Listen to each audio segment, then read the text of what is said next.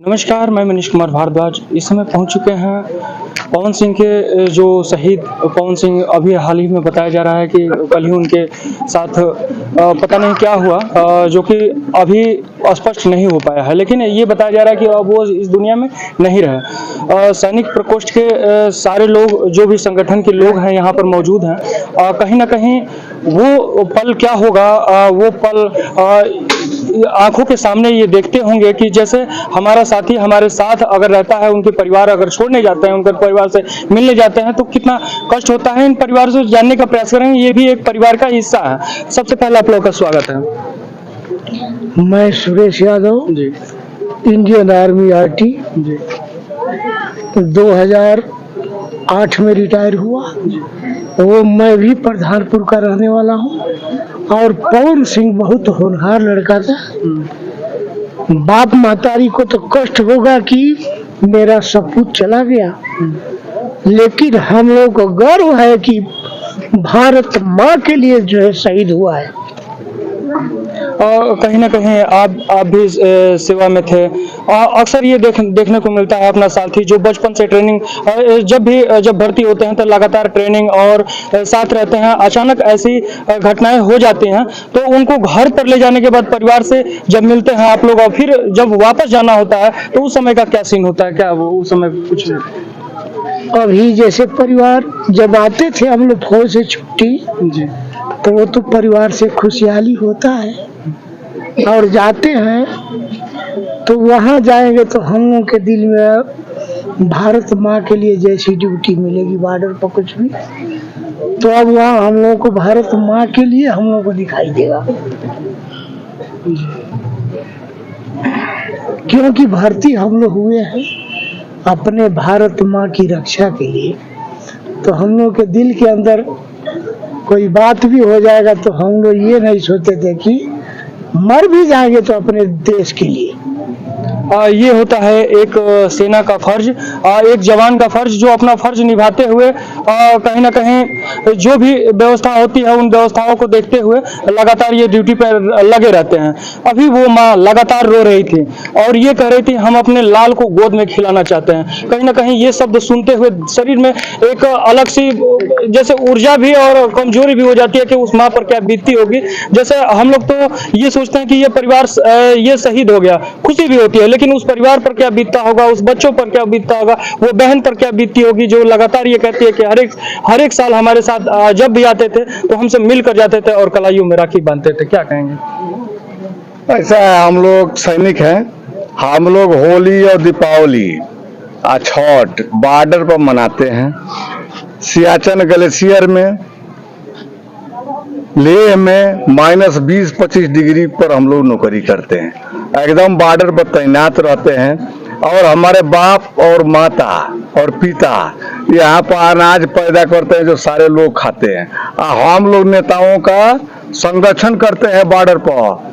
हम लोग यदि बॉर्डर पर नहीं रहेंगे तो सारा देश गुलाम हो जाएगा, मार दिया जाएगा। और वहीं पर चलते चलते देखते देखते हम लोग शहीद हो जाते हैं। अब कोई शहीद होता है, कोई जिंदा आता है। हम लोग नौकरी करके अभी आए हैं, हमारा भी बेटा आर्मी में है, भाई भी आर्मी में, हम पूरा परिवार ही हम लोग का आर्मी में है। अब कोई भी हम लोग बॉर्डर को संभाल रहे हैं और घर पर खेती कर रहे हैं तो जनता को दे रहे हैं अनाज, और हम लोग का उसका नहीं है। यदि एक बेटा गम तो होता है, लेकिन फिर दूसरा पैदा करते हैं कि तुम भी चलो, तुम भी बॉर्डर की संरक्षक करो। क्योंकि हम लोग नेता तो है नहीं, नेता का लड़का तब जाएगा नहीं सेना में, सैनिक का लड़का इस सैनिक में जाएगा, नेता का लड़का तो नेता बनेगा। अक्सर एक 8 साल का बच्चा है उनका, उनसे हम बात किए, एक ही लड़का एक लड़की है, उनसे बात किए तो उनका यही कहना था हमारे पापा हमारे लिए वर्दी लाने के लिए कह रहे थे, मैं वर्दी पसंद करता हूं। तो कहीं ना कहीं सेना की वर्दी की अगर बात की जाए, सेना की बात की जाए, अगर छोटा सा बच्चा इस तरीके से कह रहा है तो हमें गर्व होने चाहिए। ऐसे मनोबल है। यदि सैनिक है तो सैनिक का लड़का सैनिक ही बनेगा और जा करके फिर बॉर्डर पर आकर के अपने बाप का बदला लेगा। कई बार आप देखे होंगे टीवी में कि बाप को पकड़ लेते हैं पाकिस्तानी, और उसके बाद बेटा पीछे से जा करके गोली मारता है। बॉर्डर की हम लोग ना रखवाली कर रहे हैं अब जो जाएगा सियाचिन ग्लेशियर हिमाचल प्रदेश जाएगा, अरुणाचल प्रदेश जाएगा, वो न जानेगा ये लखनऊ में इलाहाबाद में यहाँ जो रहेगा वो क्या देख रहा है। हम लोग सारे चीज देख करके आए हैं और उसके लिए लड़कों के दिल में उमंग है कि ठीक है हम भी जाएंगे और हम भी पापा का पार्डर संभालेंगे। एक कहीं ना कहीं त्योहार था और बहुत से लोग जो अपनी अपनी फर्ज निभाते हुए जो भी सरकारी ड्यूटी कर रहे हैं, अपनी अपनी फर्ज निभाते हुए ड्यूटी कर रहे हैं। हम उनसे बात करने का प्रयास किए, आपको रिकॉर्डिंग भी दे देंगे, इस वीडियो में चलेगा। उन्होंने ये कहा हम लोग जैसे बाइट करने के ये नहीं है, लेकिन वो ये कह रहे थे हमें गर्व होता है कि हमारे चलते जो भी त्योहार मनती है, हमारे चलते ये लोग देश के लोग खुशी से मना सकते हैं। क्या कहेंगे उन लोगों के? सबसे पहले तो मैं सरदार राधेश्याम ये बताना चाहता हूँ, सेना मैंने 30 साल सर्विस किया और सेना एक ऐसी संस्था है कि सेना के अंदर कोई जात धर्म नहीं होता है, वहाँ सिर्फ एक सैनिक धर्म होता है हमारा। और उस टाइम पर हम जो देश का नमक खाते हैं, हमारे अंदर वो ऊर्जा रहती है कि देश के लिए हमें चाहे कुछ भी करना पड़े, अपने सर का बलिदान हम लोग खुशी खुशी के लिए तैयार रहते हैं। और उस पैसे से जो हमारे घर आता है, बच्चे खाते हैं, उसका असर उनमें भी रहता है। उनमें जरूर यही पैदा होता है कि हम भी जो अपने पिता की तरह जो बन करके और देश की रक्षा करेंगे। हम लोग को इसका फख्र होता है कि हमारा जो है हमारे देश का, हम अपने देश के लिए शहीद हो रहे हैं और इसके लिए मैं बहुत आभारी हूँ अपने देश का जो भी ये संस्था बना रखी है, बहुत अच्छा है। जितने भी लोग हैं अभी देख सकते हैं, तमाम से लोग हैं उस लाल को देखना चाहते हैं कि जो हमारे साथ खेलते थे, कूदते थे, चाहे जो भी प्रक्रियाएं होती थी, आज वो हर वक्त आते तो हंसी ठिठोली होती थी। जो साथ में दोस्त हैं ये यही सोचते होंगे, लेकिन आज उनको क्या हुआ ये प्रश्न लगातार ये परिवार भी कर रहा है और गांव के लोग भी कर रहे हैं, जो भी साथी लोग हैं ये कर रहे हैं कि आखिर में उनको हुआ क्या था। ये कहीं ना कहीं ये गुत्थियां सुलझाने के लिए वो जो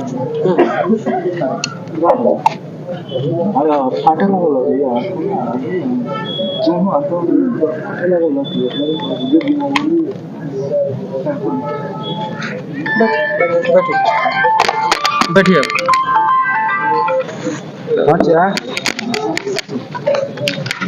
हाँ खाले बने कोई लेके माने बजरिया में नहीं होनी तो ना जाए, ओने से ना जाए, ओने से ना जाए।